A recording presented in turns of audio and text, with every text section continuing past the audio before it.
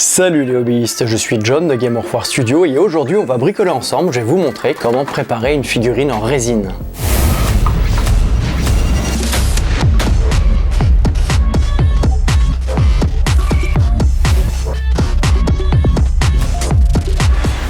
Les figurines en résine possèdent généralement beaucoup de détails, ça vient du mode de fabrication, ce sont des figurines qui sont moulées dans du silicone et l'injection de la résine permet d'avoir des détails extrêmement fins.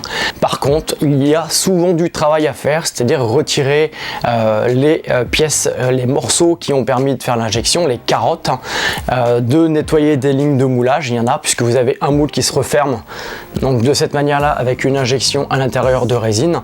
Et donc forcément vous avez la jonction des deux moules, c'est ce qu'on appelle les lignes de moulage dessus à défaire. Personnellement j'ai toujours trouvé les figurines résine magnifiques, c'est aussi pour ça que j'aime la gamme de TGCM pour Briscard et Carnage, et justement je vais vous proposer de monter une figurine qui traîne depuis un moment à l'atelier, une figurine de Briscard, à savoir Cao Cao, je sais pas comment vous le prononcez, donc un panda, ouais panda parce que moi j'adore les Maoks.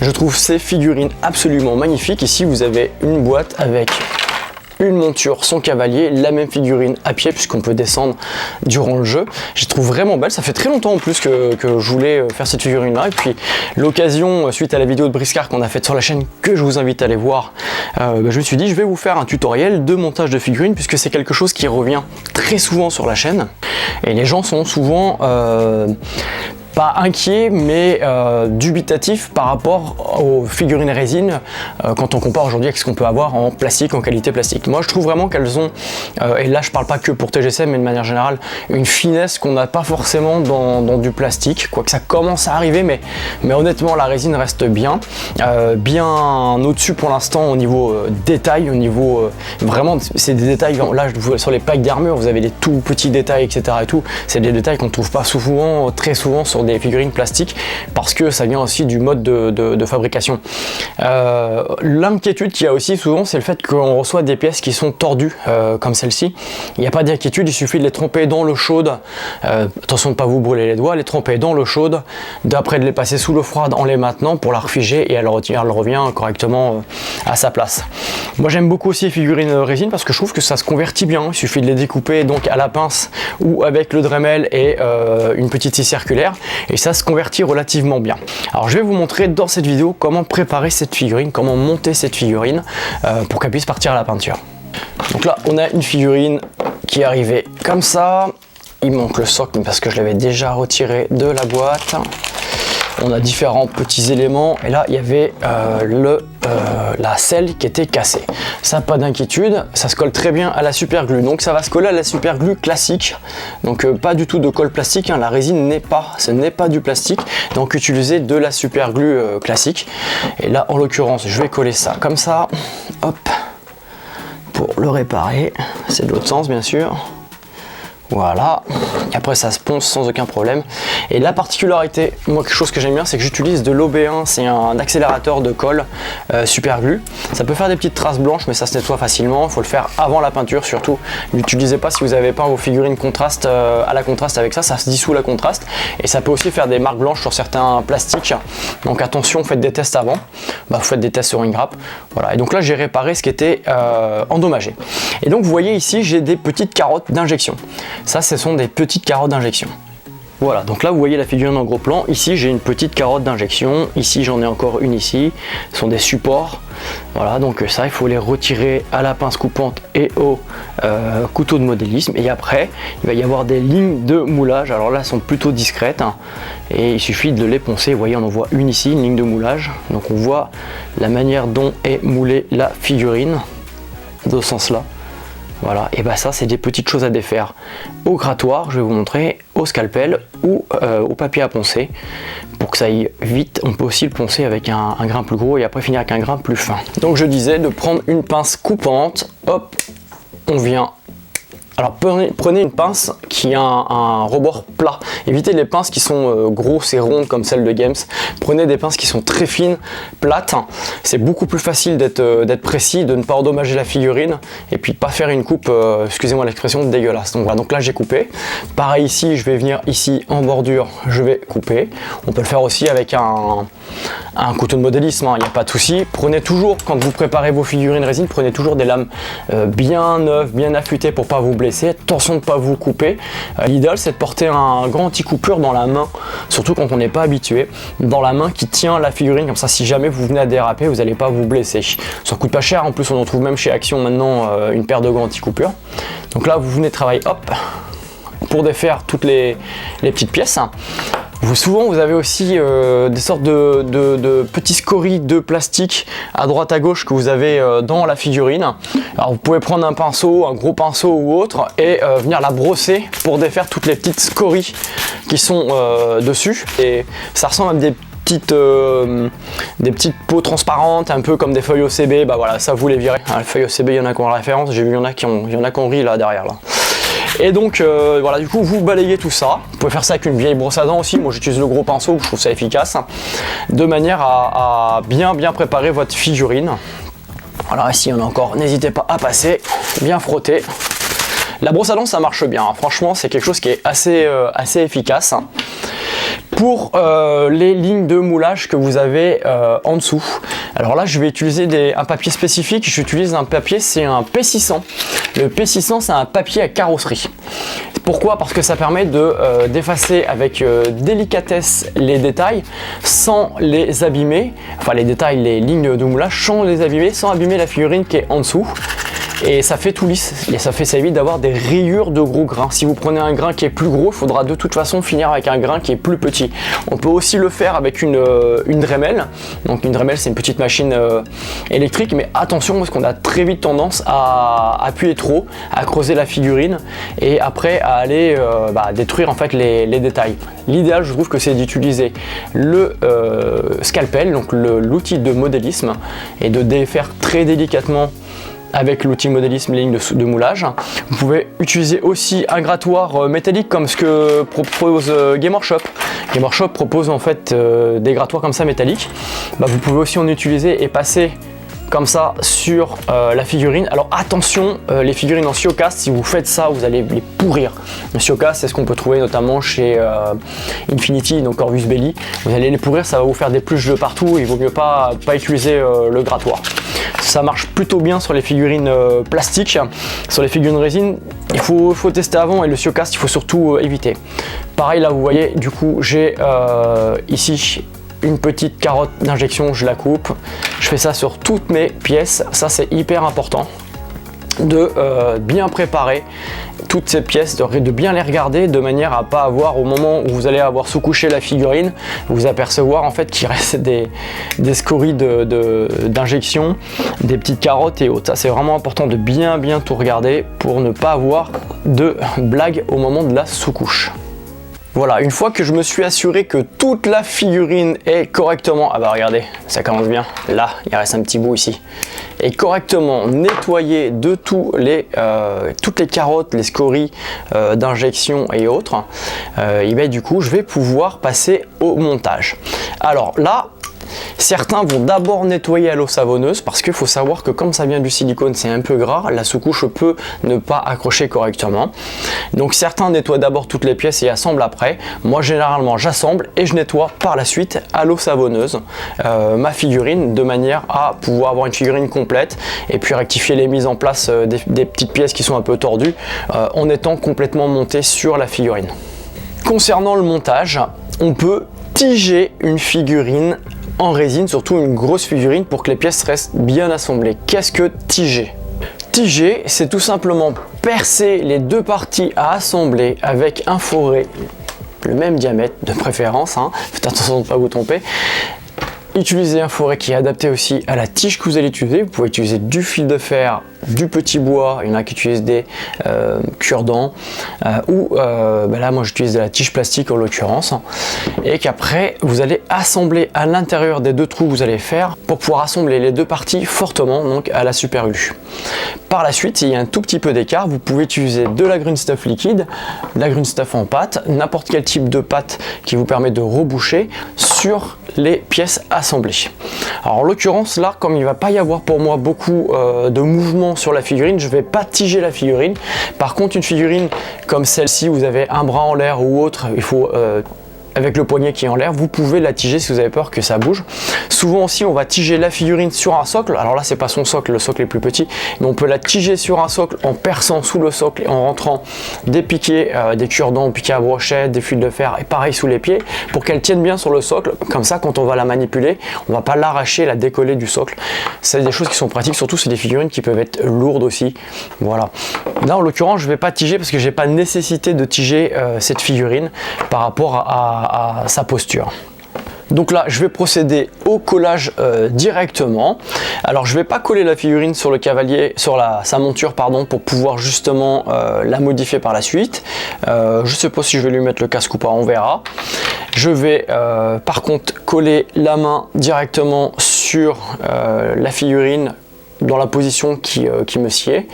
Je vais peut-être modifier la posture, redécouper, resculpter une partie, je sais pas, justement, je me pose la question. Est-ce que je fais plus compliqué ou est-ce que je reste dans du simple? Bonne question. Je pourrais modifier le bras un tout petit peu pour le mettre dans une posture un peu différente. 2 hours later. Je vais modifier le bras. Alors pour ce faire, tout simplement, je vais couper cette partie-là, parce qu'après avec de la pâte, parce que je vais vous montrer dans la vidéo du coup, je vais pouvoir refaire le tissu de manière à modifier la posture de la figurine. Voilà, donc comment je vais couper cette partie-là? Alors là, il y a plusieurs options.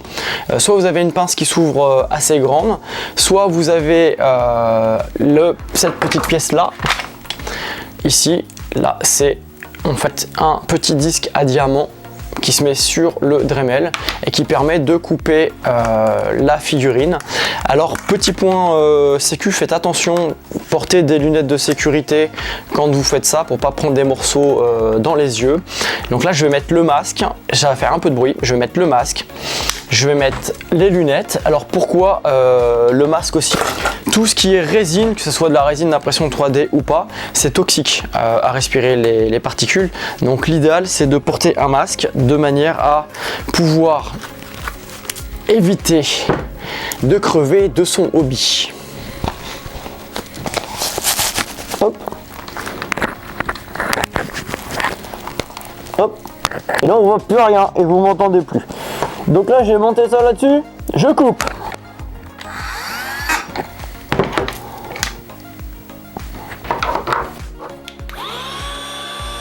Voilà, donc là j'ai coupé tout simplement le bras de Cao Cao et je vais adapter ces de même. Donc je vais utiliser une pâte, hop là. Donc là c'est l'apoxy sculpt, donc en fait vous avez un durcisseur et une résine qui s'utilisent. L'idéal c'est de l'utiliser avec des gants, pareil pour des problèmes de toxicité pour la peau, pour éviter de mourir de votre hobby. Et donc je vais coller la première partie du bras pour modifier donc la posture. Et je vais le mettre de la sorte pour que je puisse avoir l'arme comme ça, droite, sur le côté. Donc là je vais mettre un petit peu de colle ici. Hop. Je vais prendre ma pièce, je vais venir le coller ici, le long du bras, et je vais ajouter du fixateur pour que ça accélère le montage. Comme ça je n'ai pas besoin de tenir pendant 2 heures la pièce. N'hésitez pas à mettre suffisamment de colle pour que ça tienne vraiment bien en cas de souci. Là, vous voyez là ça a du mal à tenir. Ça peut être le silicone des fois qui fait ça. Donc vous rajoutez un petit peu de colle et un petit peu de fixateur. Et voilà. Et ensuite ici j'ai un jour derrière forcément. Et bien je vais simplement le combler avec de la pâte en mélangeant les 2 morceaux de pâte pour faire le morceau de tissu, le coude qui revient. À savoir que vous pouvez faire ça aussi avec de la green stuff classique sans problème, ou de la millipute. Moi les milliputes, j'utilisais beaucoup la millipute avant, depuis que j'ai cette pâte là, parce que je fais beaucoup de sculptures, surtout à grosse échelle, j'utilise vraiment plus cette pâte là parce que je la trouve vraiment plus malléable, et pour tous les petits détails, des tressages, etc. et tout ça, j'utilise de la green stuff. À présent, je vais prendre deux morceaux de ma pâte ici, donc ça se présente comme ça, vous avez un durcisseur, vous avez une résine, voilà, et donc à partir de là je vais prendre un petit morceau pour faire ce que j'ai besoin ici, hop, je remets, je rebouche, et je vais faire la même chose de l'autre côté, un petit morceau de ma pâte, oh, celle-là elle est bien costaud, ici, il faut mélanger en proportion égale. L'idéal c'est d'avoir un petit peu d'eau, donc là j'ai mouillé un peu mes doigts dans mon pot de pinceau, ça craint rien, et je vais le mélanger correctement de la sorte. Donc là encore une fois j'utilise des gants pour éviter la toxicité avec la peau, etc. Puis ça évite aussi si vous en mettez sur vos doigts, vous avez oublié, que vous en mettez dans les yeux et autres, il faut éviter les muqueuses, hein. Ça brûle et ça fait vraiment des dégâts dans les muqueuses, donc il faut faire attention. Dès que vous avez obtenu une consistance bien homogène, c'est-à-dire que les deux pâtes se sont mélangées, vous en avez une foncée, vous avez vu, une un peu plus verte, et dès que ça se mélange correctement, ça devient gris, presque très proche de la couleur de la résine. Voilà, pour info, le kit ça vaut 25 balles, et en moyenne avec les sculptures que je fais, sauf si je fais des grosses figurines, mais en moyenne je fais 1 mois et demi, 2 mois avec les pots. Voilà, donc vous, si vous sculptez pas de la figurine, vous faites pas de la conversion à tout va, vous faites presque 1 an, si c'est bien fermé, conservé à l'abri de la lumière, il n'y a aucun souci, ça se conserve très longtemps tant que les deux pâtes sont pas rentrées en contact. Voilà, donc là vous voyez, j'ai pris un petit bout, je vais venir le placer ici, sur ma figurine. Des fois vous pouvez avoir besoin d'amorcer le contact avec de la colle, vous mettez un petit peu de super glue, etc. Et des fois honnêtement ça passe sans aucun problème. Par contre j'ai un tout petit peu là, j'ai le tissu qui se décale un petit peu vers l'arrière parce qu'à la base la figurine n'était pas dans cette position là. Je vais simplement le couper pour pouvoir reprendre quelque chose de plus net par la suite. Donc là je vais poncer ici, ça reste quelque chose de plus lisse. Il n'y a pas de raison que le tissu se soulève comme ça. Quand vous faites des sculptures, il faut avoir un petit peu de cohérence dans votre sculpture. Donc respecter les plis du mouvement, etc. Parce que là, il va y avoir un mouvement précis. Et voilà. Et là, du coup, je colle ça correctement à côté. Alors si vous n'êtes pas des pros de la sculpture, vous pourrez vous dire, bon bah voilà, je peux m'arrêter, ça le fera et terminer. Et si vous êtes des pros de la sculpture, vous allez utiliser des pinceaux gomme. Ce sont des pinceaux en fait qu'on va utiliser pour tirer la pâte, pour lisser la pâte. Il faut travailler toujours humide. Alors souvent je travaille aussi avec du produit vaisselle parce que ça permet de faire des lissages hyper propres, plus arrondis. Voilà. Voilà, donc là du coup j'ai rectifié ma figurine, la posture, et j'ai plus qu'à coller cette petite pièce là directement dessus. Je vais... Oups, elle est où la pince? Elle est là. Je vais retirer le petit bout là, ici, parce que je voudrais que ça colle plus au sol. Voilà. Et vous venez la coller directement et ça va faire en fait tout de suite une accroche avec la super glue. Ça c'est cool parce que ça permet d'adhérer hyper vite. Et voilà, c'est ce que je vous disais, ça colle hyper vite ce type de montage.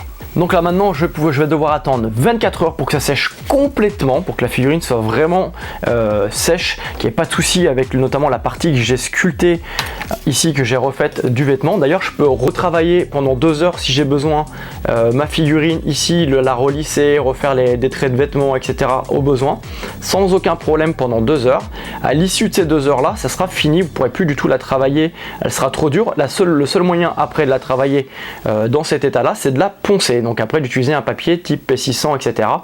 pour pouvoir travailler dessus correctement. Voilà, vous pouvez la lisser avec le doigt aussi, vous voyez, avec du produit vaisselle si vous avez besoin. Voilà, voilà. Donc ça, maintenant que c'est fait, ça va sécher et par la suite, je vais donc pouvoir la nettoyer avec de l'eau et du savon. Voilà, donc bah, c'est pas compliqué. Là, je vais mettre un tout petit peu d'eau froide avec du produit vaisselle. Vous pouvez le faire avec du savon aussi classique, mais ça marche bien avec le produit vaisselle. Je mets de l'eau chaude, donc pas de l'eau trop chaude pour pas déformer la figurine et pour pas me brûler les doigts. Je la mets à l'intérieur. Hop. C'est aussi l'étape où vous pouvez redresser. Par exemple, si vous avez une lance, vous la redressez en la trempant dans l'eau chaude, comme ça vous la laissez 1 minute ou 2 dans l'eau chaude, et ensuite vous la remettez en place comme ça et vous la refroidissez quand vous voulez la rigidifier comme ça, et vous attendez, et après ça va rester en place. Vous voyez. Donc là, l'idée, c'est de frotter la figurine. Donc vous pouvez la frotter avec une petite brosse, etc. et tout, de manière à la rendre toute propre, bien prête à la sous-couche. Voilà. Vous la nettoyez bien et ensuite vous la rincez à l'eau pour que tout soit nickel. Vous la laissez sécher une bonne heure et c'est parti pour la sous-couche. Voilà, mes figurines donc sont prêtes à la sous-couche. Je vais coller rapidement donc mon personnage, donc mon Cao Cao sur son socle. Là, moi, je le colle sur le socle. Certains préparent le socle avant, ça dépend ce que vous voulez faire. Et d'autres vont directement le coller comme moi là sur le socle. Pour cette figurine, moi, je vais la coller directement sur son socle. Et comme ça, elle sera prête à la peinture. Et je vais vous montrer comment tiger la grosse figurine. Alors à savoir que là, par exemple, pouvoir monter, enfin mettre et défaire le cavalier, moi je vais pas le coller parce que je vais pouvoir le défaire et laisser la monture telle quelle. Par contre, la monture comme elle est grosse sur son socle, je vais la tiger de manière que voilà, que je l'arrache pas.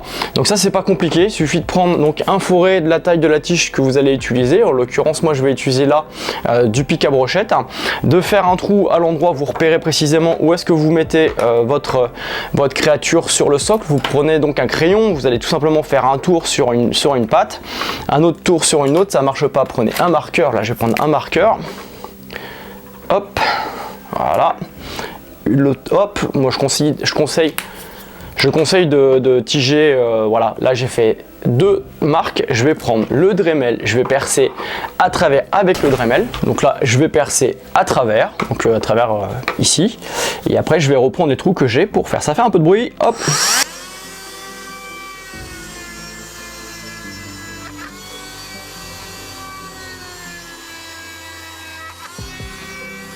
Donc n'oubliez pas surtout quand vous travaillez comme ça, c'est de mettre le masque et les lunettes pour éviter les projections. Et attention à ça parce que c'est potentiellement toxique. Donc après j'utilise l'aspirateur pour nettoyer tout ça. Voilà, donc là j'ai 2 trous sur mon socle qui doivent correspondre donc aux 2 pattes que j'ai marquées avec comment dire, le feutre. Ceci est un feutre. Feutre. Feutre. Répétez. Alors attention, ne confondons pas, il y a 2 mots qui sont proches, c'est feutre et foutre. Ça n'a rien à voir l'un avec l'autre. C'est feutre. Foutre. Non, feu. Feu. Allume-moi le feu. Feutre. Foutre. Non, foutre, c'est pas ça du tout. Toc toc, et à présent je peux percer de l'autre côté dans les pieds de ma bête.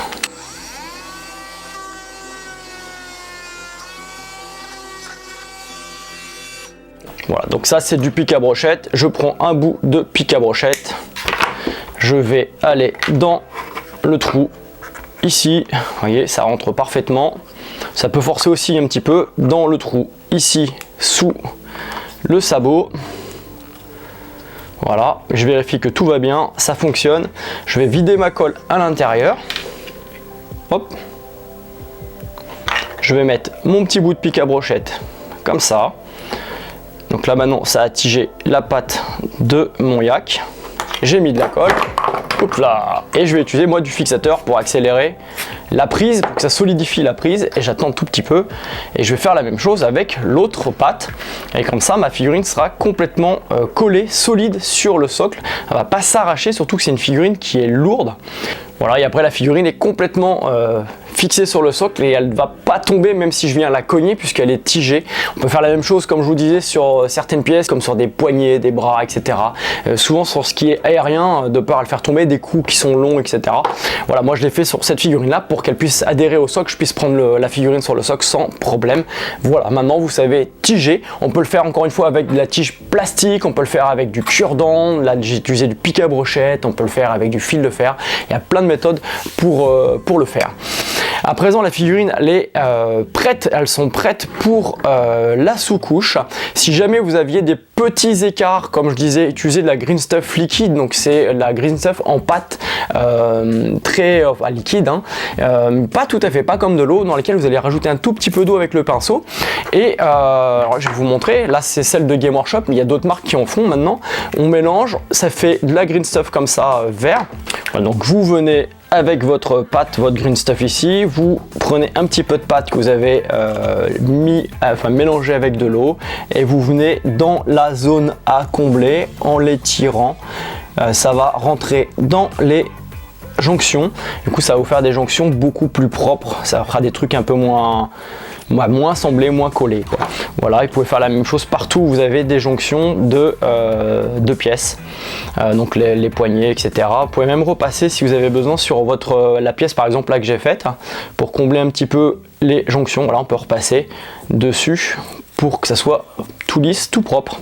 Voilà, il faut laisser sécher 2 heures. Voilà les hobbyistes, je vous ai donné toutes les étapes essentielles, les bases de modélisme pour monter une figurine en résine, et là donc sur un exemple de figurine de briscard de TGCM. J'espère que cette vidéo vous aura été utile. Si c'est le cas, n'hésitez pas à la partager, à liker, à poser vos questions dans les commentaires, tout simplement de me laisser un petit commentaire gentil qui fait plaisir à lire. On adore vous lire avec Julie, donc n'hésitez pas. Et en attendant, je vous dis à bientôt pour une prochaine vidéo.